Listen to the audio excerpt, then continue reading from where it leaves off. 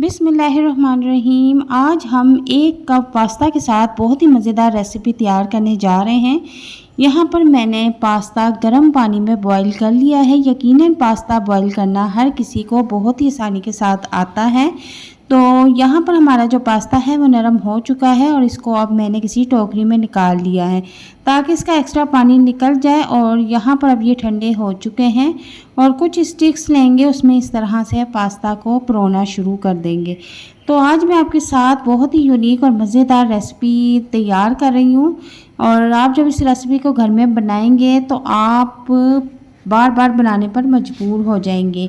सारी स्टिक्स मैंने इसी तरह रेडी कर ली है और इसके ऊपर जो है मैंने केचप भी लगा लिया है।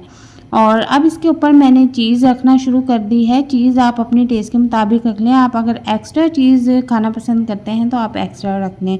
कुछ सब्जियां भी मैंने कटिंग करके रखी हुई हैं, वो भी हम इसके ऊपर रख देंगे। बहुत ही मज़ेदार ये रेसिपी बनके तैयार होती है। आप अब ये रेसिपी बना के अपने बच्चों को दें, यकीनन वो बहुत खुश होंगे और उनको लंच बॉक्स में भी ये रेसिपी बना के आप दे सकते हैं।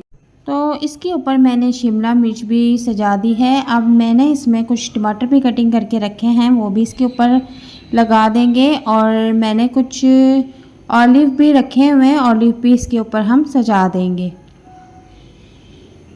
तो यहाँ पर हमारी जो स्टिक्स है वो कम्प्लीटली तैयार हो चुकी है और अब हम इसको रेडी कर लेंगे। अब इसके ऊपर हम थोड़ी सी दड़ा मिर्च स्प्रिंकल कर लेंगे। अगर आप पसंद नहीं करते तो ये ऑप्शन आप स्किप कर दें। और थोड़ा सा ऑरिगानो भी इसके ऊपर स्प्रिंकल कर लेंगे। अब मैं इसको 1 मिनट के लिए माइक्रोवेव में रख दूँगी। 1 मिनट के बाद मैं माइक्रोवेव ओपन करूँगी। और अगर आपके पास माइक्रोवेव नहीं है तो आप इसको पतीले में भी बना सकते हैं। पतीले में इसको आपने 2 मिनट के लिए रखना है। तो माइक्रोवेव में मैंने इसको 1 मिनट के लिए रखा है। माशाल्लाह हमारी पिज़्ज़ा पास्ता स्टिक मज़ेदार बनके तैयार है। और उम्मीद करती हूँ कि आज की रेसिपी आपको बहुत पसंद आएगी। आप इस रेसिपी को घर में एक बार ज़रूर ट्राई करें और सब घर वाले आपके फ़ैन हो जाएंगे।